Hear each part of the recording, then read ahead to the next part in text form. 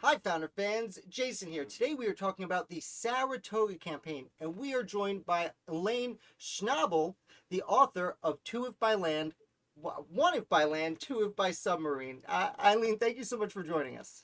I am delighted to be here, Jason. Thanks for having me. Yeah, you'd think I'd be talking about the American Revolution long enough. I'd know how the old saying should go.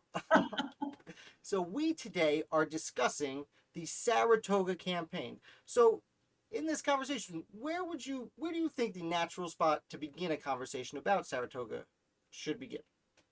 Well, I think the fact that the Saratoga campaign is one of the most important battles in the American Revolution. It's been called the one of the thousand of the thousand most important battles in the American Revolution because it changes everything.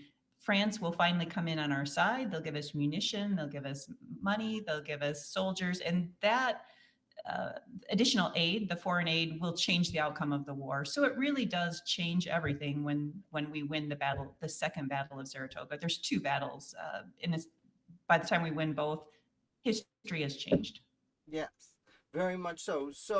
Uh, when the Saratoga Campaign starts, it's the British's idea.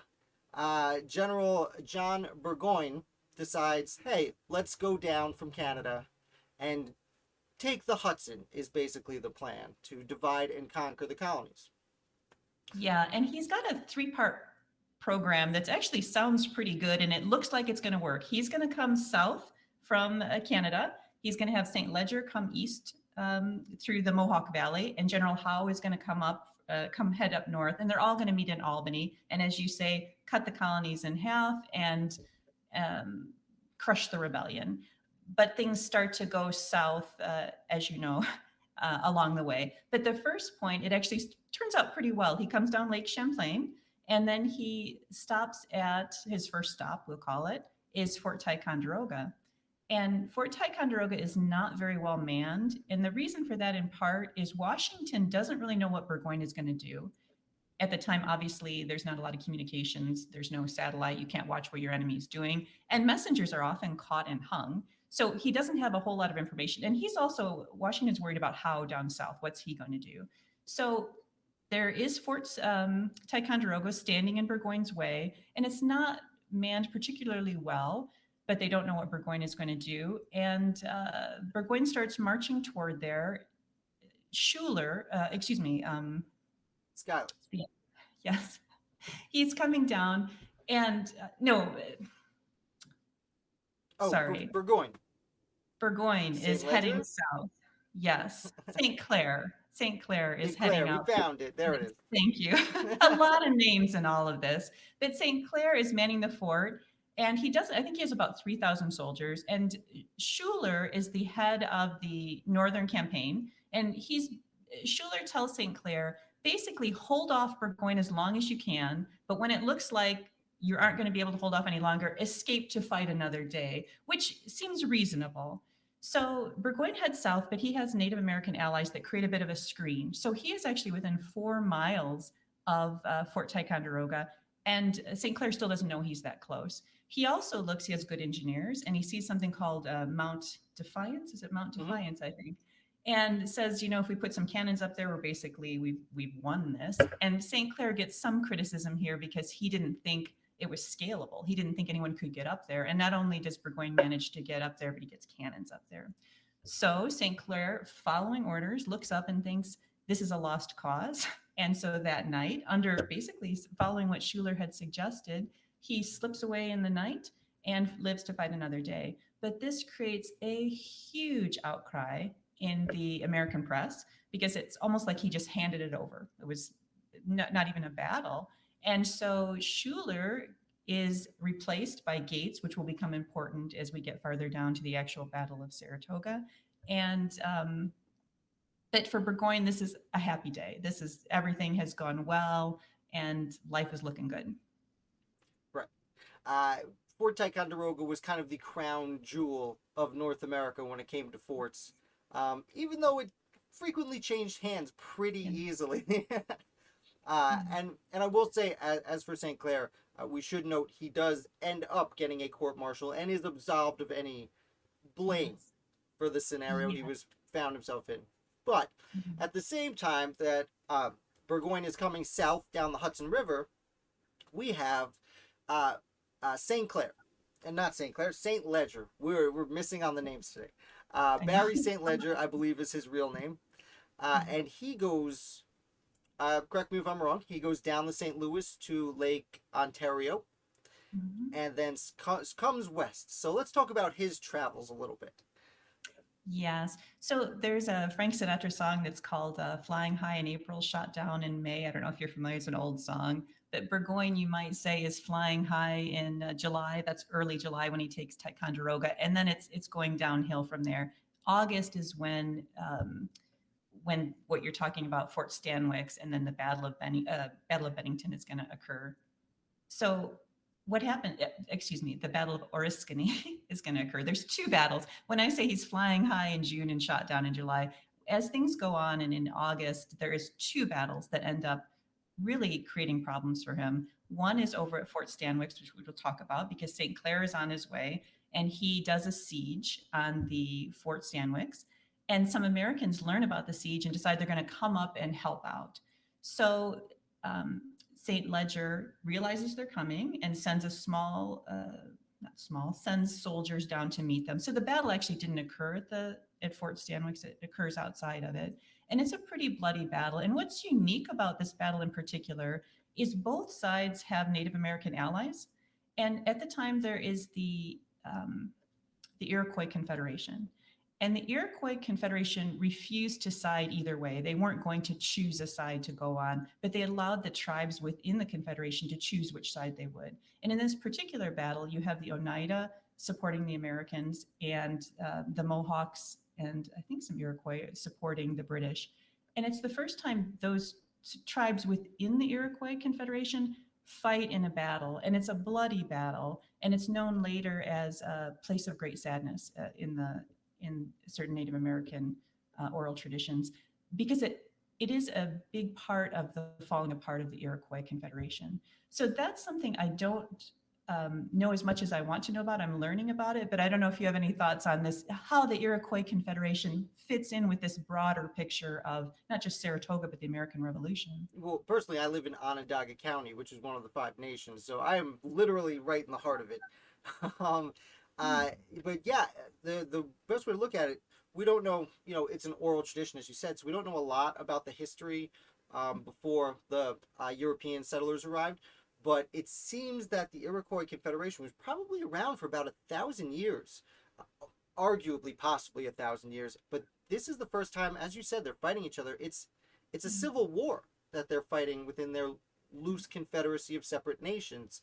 Um, and as you said, the Battle of Oriskany breaks out. It is horrifying, not just for the Native Americans, but for the participants from the major armies themselves. In fact, that is where Brigadier General Herkimer is killed Mhm. in a Mhm. very Mhm. sad moment. Although he's not actually killed there, he's wounded. He props himself up on a tree and lights his Yeah. tobacco pipe and keeps giving orders. And Yeah. then he gets an amputation later, and it sounds like the amputation actually is what kills him. But I understand that the siege of after the Battle of Oriskany, the siege of Fort Stanwix receives some assistance from one Benedict Arnold. Yes. So Benedict Arnold, that's an interesting story, then comes to save the day. He's a part of all of these, the Saratoga battles, but he comes and he tricks the British into believing he has a bigger force than he does. And St. Ledger eventually decides leave the siege and retreat. And when we started saying the whole plan was Burgoyne comes from the north, Howe comes from the south, St. Ledger comes from the west. Well, already one prong of the three, like if you think of a three-legged stool, is broken off, and there goes St. Ledger. So things are not looking so good. Thanks to American hero Benedict Arnold, as I Yes. like to trigger people here by Yeah. saying, but it's true because that's what made his treason so much important, is because he was Yeah. the hero. Uh, but we were talking about that three-legged stool. Well, Yeah. we are supposed to have General Howe come up from the south, and that doesn't seem to happen now, does it? No. So how, and actually I've read just recently read, which I found interesting that, well, first of all, let me take a step back. Howe does not come up. He decides to tackle Philadelphia instead. Yep. And Burgoyne, of course, when eventually the spoiler alert, he's gonna lose, he's gonna hand over his army. But what was interesting was they remained friends, and you would sort of think, I think realistically, that if you were Burgoyne, you would blame Howe because you would think Howe didn't come. St. Ledger couldn't come. I mean, well, arguably he couldn't get through the Fort Stanwix situation, but Howe certainly could have. Howe made a choice, and actually, that is an interesting question that I'll ask you also what you think on that is some people say this whole Saratoga campaign that Burgoyne came up with was doomed from the start to some extent because it wasn't a direct, Howe wasn't under direct orders, you must go, meet in Albany. And so it was an odd to me, I guess I think of it as a military strategy to sort of have a strong recommendation that you go. But I don't know what your thoughts on that. And also people criticize Burgoyne's plan also because his supply lines were just getting farther and farther and farther as he came south from Canada. Well, real quick, as for the supply lines, that's one of the reasons I understand St. Clair gave up Ticonderoga so easily, is he was out in the woods with no food. So he had to leave. But as for General Howe, I've heard pretty substantial arguments that I can agree with that.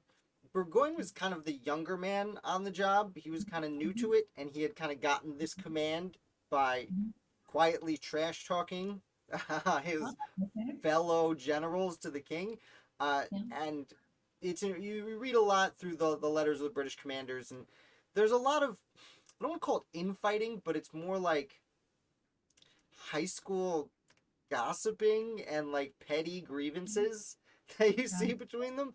And I do think that General Howe, to a degree, was like, well, I'm not going to help. Like, I'm not going to not help Burgoyne, but I'm not going to help him. I have this great idea to take Philadelphia, which, by the way, he does capture the capital of the colonial army, or Continental Army. I'm sorry. But yeah, no, it's hard to say. Now, I do know that Howe gives instructions to Henry Clinton, who is in New York City, to make his way up and help out a little bit. Although Henry Clinton only has a teensy tiny little army, which, by the way, Howe demands he send more soldiers anyway. Yeah, and that actually we'll jump up ahead a little bit and then go back to Bennington. Two things that you said that made me think is interesting is when you talked about the infighting. Of course, there's infighting between Arnold and Gates as well. And similarly, when you say this is about egos and fighting their way, that's sort of mirrored both, right, on the American side and on the British side, which I think is kind of neat.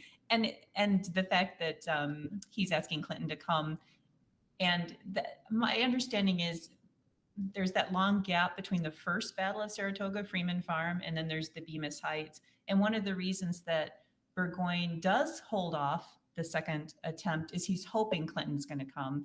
And then when it finally gets quite close to the surrender, so now we're even talking after the Battle of Bemis Heights, when they're negotiating the terms of the surrender, that Gates, to some extent, gave in a little bit more than maybe he would have otherwise, because the news was out there, maybe Clinton is going to come. And so it's kind of like a bird in the hand, right? Sort of thing where he's thinking, maybe I'll just take this. And as it turns out, the Congress doesn't end up honoring all of the terms of surrender anyway. So it worked out fine, you could say, for the Americans. But yes, all of these people and all of this going on, which gets back to that earlier idea of a military campaign that's a little bit inexact and sometimes. But again, you have to remember this is 1777. We don't have the kind of communications, even the time delay in communications is unimaginable. Right. Yeah, it's very hard for us to comprehend. Here, give a letter to a guy on a horse and wait 2 weeks. And hope he's not captured and hanged, because many of these, and then when you did get the letters through, I'm sure you've seen this, they would try to like write a letter and then you would put something over it. I don't know if you've seen that. It's actually, and then the words in the center. So you might have a shape, so it looks like an entire letter. And then you have a shape and maybe an hourglass, and it's only the words in the hourglass that are meant to be read. So even if you do get a letter through, it has to have all these other layers that you hope the person on the other end can follow. Right. It's hard to be sneaky back then when you didn't have SMS text messages or whatever. However. Yes.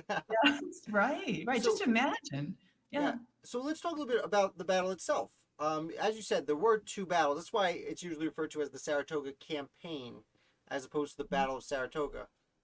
We spoke about St. Ledger and the battle at Oriskany over by Fort Stanwix.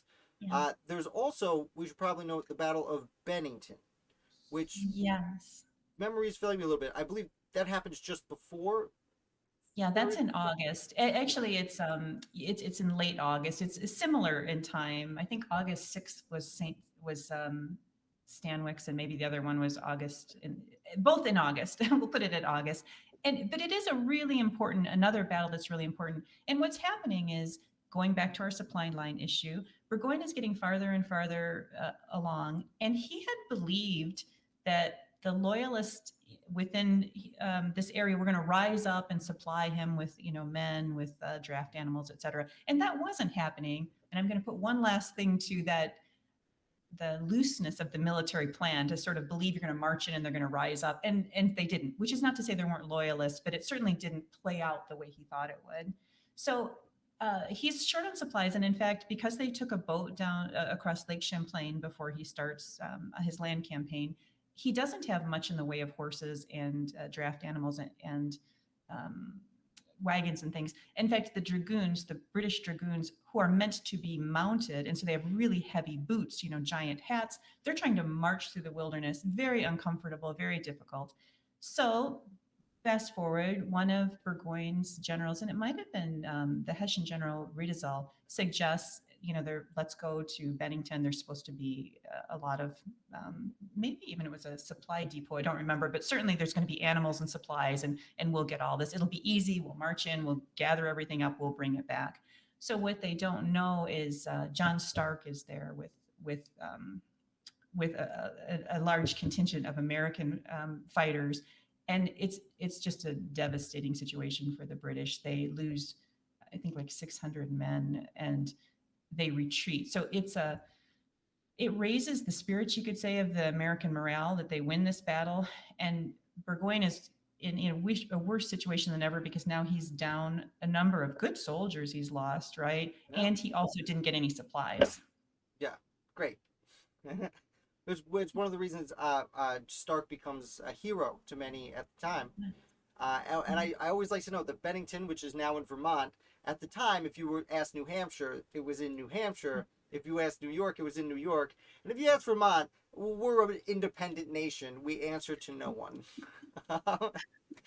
But fortunately, John Stark comes in from New Hampshire to help out. Yeah. Now, again, we keep discussing supply lines, and it's hard to overstate that, how important it was, because you have to feed human beings at a very base level, and that was a major part of the problem. Burgoyne had seemingly overextended himself, thinking this is going to be so easy. These stupid Americans, they can't keep up. No big deal. So they come down, and as you said, there are two major battles. The first one is I always want to call it Ferry Farm. I know that's not correct. Freeman's Farm. Freeman's Farm. Thank you. Yeah. The first was Battle of Freeman's Farm. Now I understand Freeman was a loyalist, but he had since evacuated his home. Yes, and came back actually with Burgoyne's march, which is a lot of ironies around all of that. And in the meantime, Gates' army is just growing and growing and growing. And Burgoyne is not only farther along in his supply lines, but he's got a lot of defections among his own men. Actually, people defected from both sides, but he's getting a lot. And so things aren't really going very well. The first battle, just to keep it kind of short, of Freeman's Farm, the British, it's a pretty wicked battle, but the British, essentially, you could say, win the field but lose the battle. They lose a lot of men. They lose more than the Americans, but I think the important thing is they had fewer men to lose. So they come out of that battle. Yes, they've gained the field, but they've lost a lot of good men. They've also gone up against Benedict Arnold, who will later be I actually read a book called "Is He a Misunderstood Hero?" which I thought was an interesting thing. This is before he just tries to hand over. I'll have to read that because I call him an American hero here all the time. Oh, yeah, he is an amazing story, an interesting story. But anyway, one of the things that Washington did as a favor, you might say, to Gates was he did send Benedict Arnold, who was the most aggressive field commander out there. So he had a really good field commander, even though those two, as we said, didn't get along very well. And he also has Morgan's men. So Daniel Morgan and his riflemen are an enormous asset also to Gates. So in this first battle, Morgan's men are out there. And this is the whole, like, do the turkey whistle, hide up in the trees kind of stuff. It really is true. They're doing a different kind of battle, and they take a lot of the officers, which is an interesting idea because the British really do think this is horrifying that you would do this. It's Right. in a battle that it's not honorable, I guess. No, you don't shoot at officers. What's wrong with Yeah. you?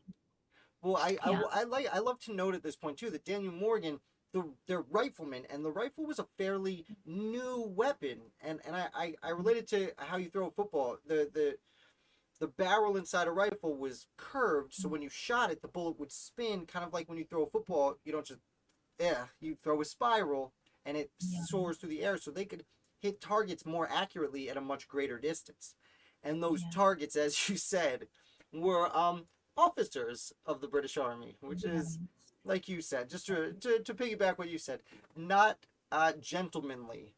No, and as it was seen. And then in the second battle, General Fraser, who was, I think, well thought of from both sides. He was an amazing general, a British general. He'll be shot. And the story is it's Timothy Murphy, who's one of Morgan's men. But other people have said we don't actually know that it was him. But either way, it was certainly one of Daniel Morgan's riflemen. And they are targeting, and this is a lead soldier. So supposedly when they did this is after the second battle, the Battle of Bemis Heights. Fraser's killed in this battle. Actually, Benedict Arnold is also going to be shot. There's a lot of mayhem going on. But when they did it, when they had a funeral for him, he asked to be buried there. Americans sent cannon fire sort of in his honor, because I think now, of course, the battle is over, and I think there was trying to be some sort of honor among men. And when one of the we talked about just briefly Hessian General von Riedesel, and his wife, the Baroness, was there. And I read her book. I don't know if you read her book. She wrote a diary after the fact about her experiences. And one of the things, she was worried when they eventually surrender how she'll be treated, but she was treated enormously well. And that her children, she had 3 daughters with her, were treated well. So I think it was twofold. There was an attempt to sort of do the honor. I mean, I think Gates wants that kind of like do the honors of war, and yet at the same time, to win, maybe you need to use people like Daniel's Morgan's riflemen to shoot down the officers. So there's two things going on there. That's a really interesting way to look at it. I never considered it like that. I do know that Gates, as a former officer of the British Army, was friendly with many of these people, including Burgoyne. They Yeah. had a fairly friendly relationship, so it doesn't surprise me.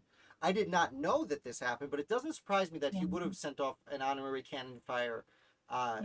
for an opposing general. Yeah. Because I guess we should go through Bemis Heights before we. I was about to go into the ceasefire, but we should probably jump into Bemis Heights before that. So, what is it? 2 weeks go by and they're still hanging out.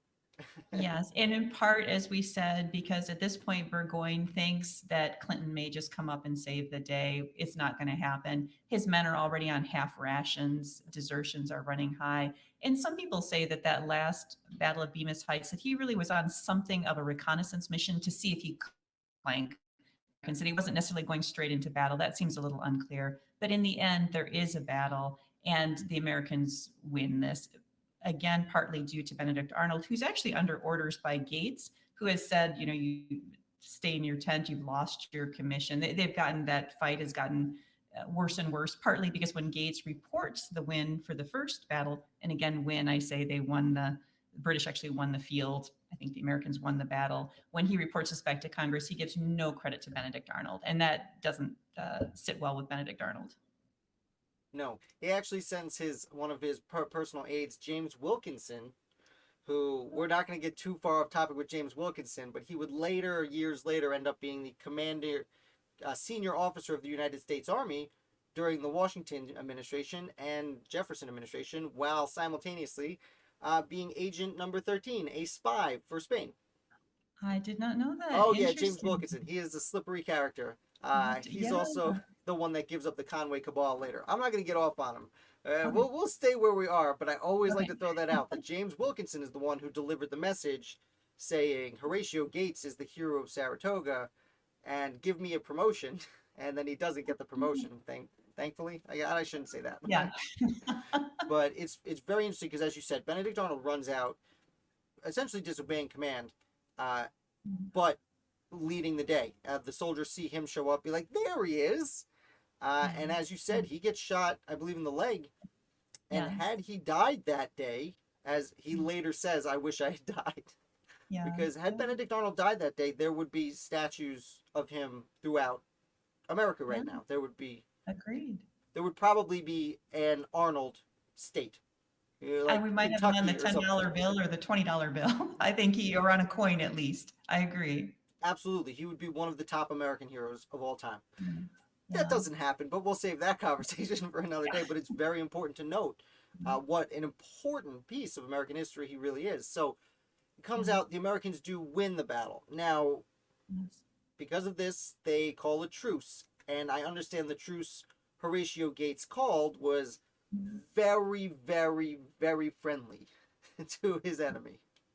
Yeah, yeah, and then there's it's a 10-day period between the final surrender, and as I said, Burgoyne is talking to his generals, and even actually, if I back up a little bit, even before the second battle, he calls a war council and he says, "What should we do?" And several of the generals say, "Maybe we need to retreat," but he is adamant, this army shall not retreat, so he chooses not to, and maybe it would have worked. I don't know if it would have. It's probably, he does eventually, after the second battle, start a retreat north, but it's bogged down partly because of the rain. That Americans far outnumber him, and they're able to go around him and basically surround him. And so then eventually he realizes that the game is up, and it's an enormous situation to be handing over this army. And Ben Franklin back over in France. Up until this time, the French don't think we're going to win. They would love to um, take advantage of their old enemy, the British, and help us. But if we're not going to win, it just puts them in a worse situation. And Ben Franklin is continually trying to convince them, support us, support us, support us. They won't. But this battle will literally change history. When that news gets to Ben Franklin and to France, they decide they are going to come in on our side. And then, of course, are a huge influence on the rest of the war. Yeah. Well, one of the reasons Burgoyne is given this command in the first place is because he goes back to England and he's like, they're just, the generals are just sitting around. Like, be aggressive. Yeah. You could easily take Albany if you just go, give me an army.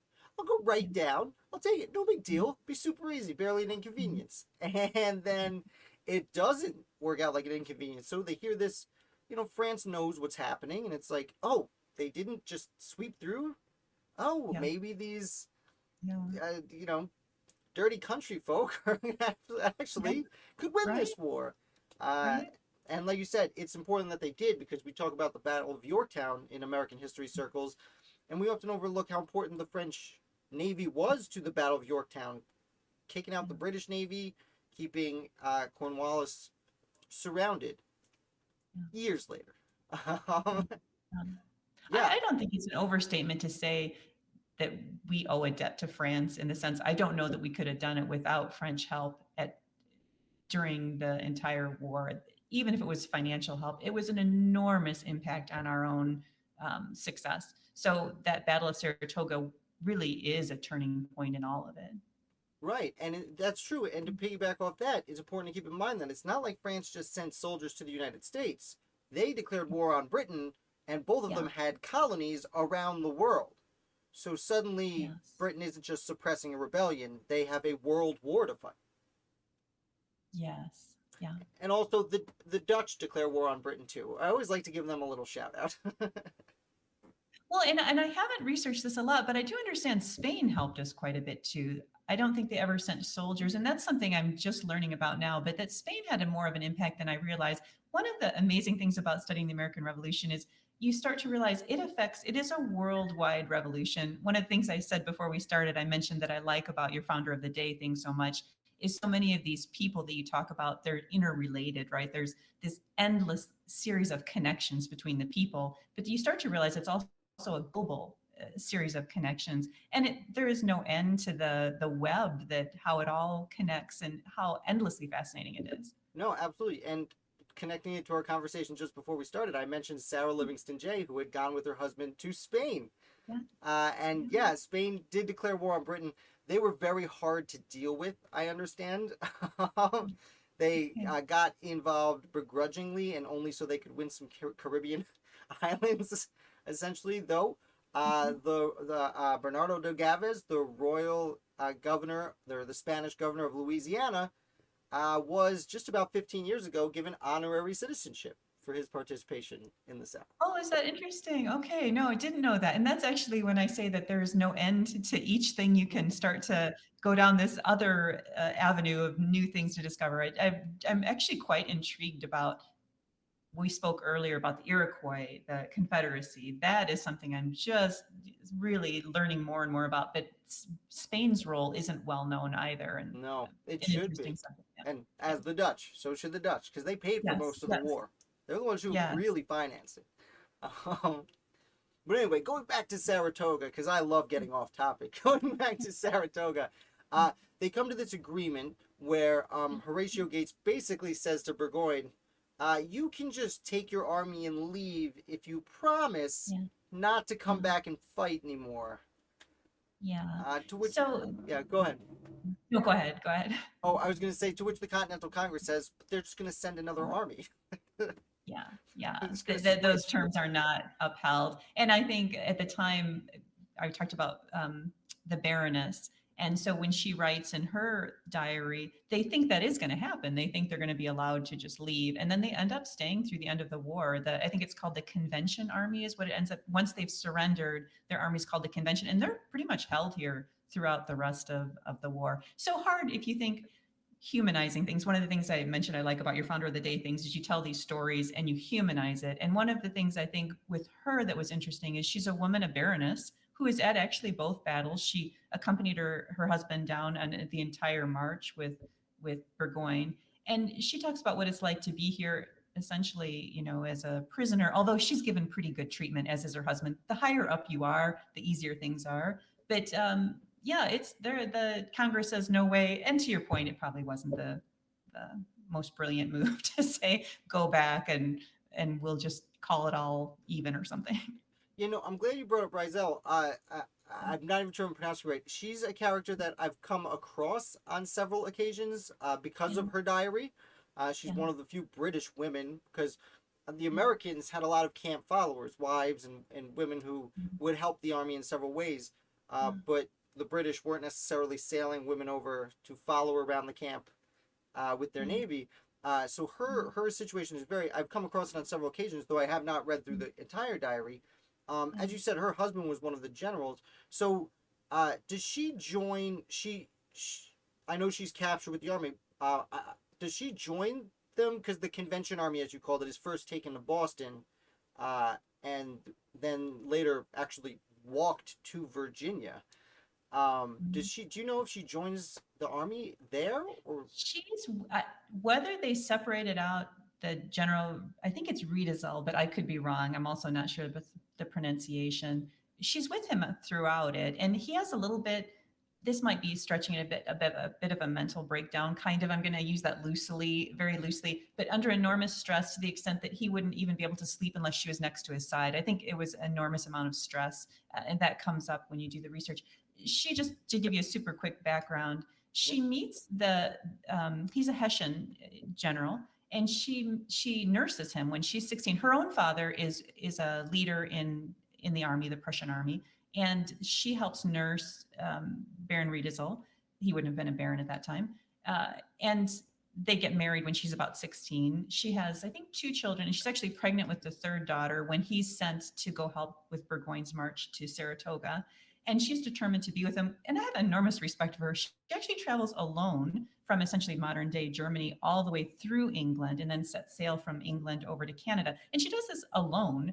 And there's one story in her diary about sort of robbers in a kind of a scary place. She stays at an inn and it's questionable and they have to lock the door. She and her servants are worried for their lives, but she's determined to do this. And I think she brings some antiques to sell along the way to help fund her journey, but she is going to meet her husband. So they take the ship, they meet her husband, and it's kind of cute when they say the daughters don't recognize him because the long time has passed when you have a transatlantic ship. She could have gone earlier, but he insisted that she be properly accompanied because this is the 1700s.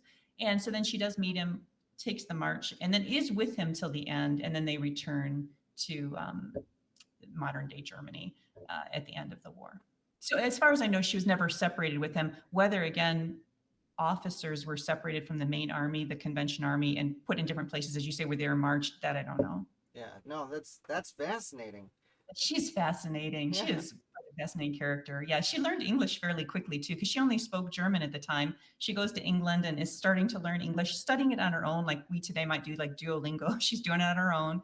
Comes here, and then as she's going through, and she's one of the things I found interesting is she's amazed at the American countryside because it's quite beautiful wilderness, if you can imagine, and she thinks it's beautiful, and she writes about that. And it had to be stunning, if you can imagine. That entire Hudson Valley had to be amazing to be traveling along. Right, and barely touched.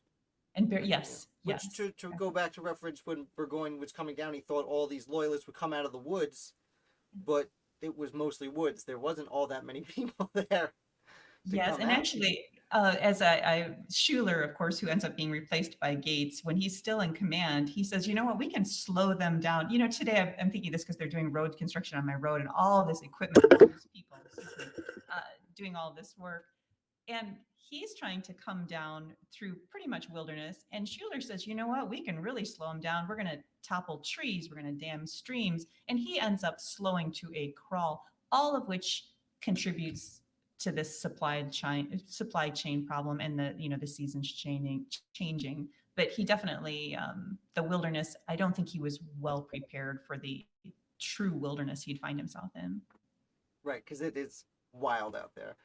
Yeah. Eileen, Yeah. thank you so much for coming and talking about the entire Saratoga campaign and adding about the Riesling family. How did you say it? I'm going to say Rita, but I'd love if some of your listeners could correct us on that. If there is, you might be saying it wrong. But she's a fascinating character, and I've really enjoyed talking history with you. I love talking history, and I love your show, both your YouTube channel and, as I said, your daily digests. I learn a lot and learn often. I'll just say real quick, today, your one today, which was about the colonial Candyman, you called him. Leffingworth.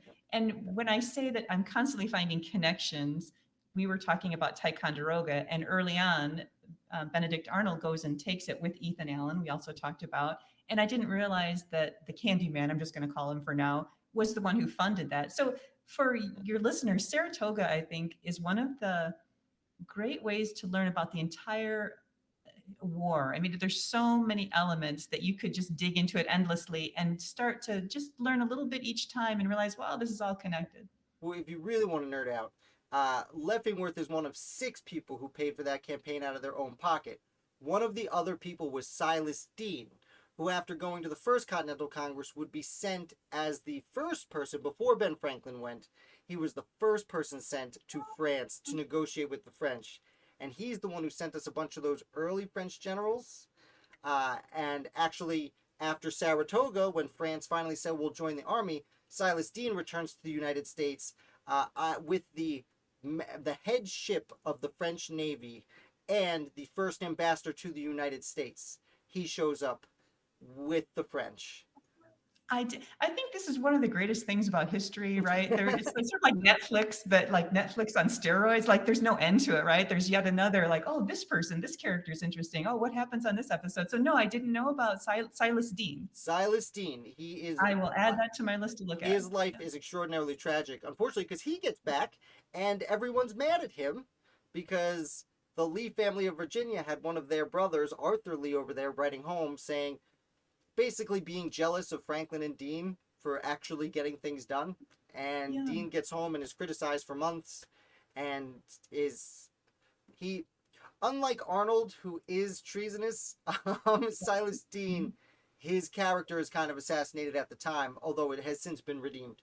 I like to think. Interesting. Well, Eileen, thank you again for coming. Founder fans, for listening, thank you so much. Make sure you check out, leave in the comment below how we should pronounce That would be great. Riesling. We would appreciate that. And Or Rita. We've got two Riedesel. options. I Or a can't even third get the option D we in don't there. know yet. Yeah. Shay, tell us how to pronounce it. And while you're down there, click on the link below to Eileen's website, her book, One If by Land, Two If by Submarine. Thank you. I should know how to say that. You One If got by it. Land, Two If by Submarine. It's amazing. You will enjoy it. I promise you. And we will be back with another founder for you tomorrow.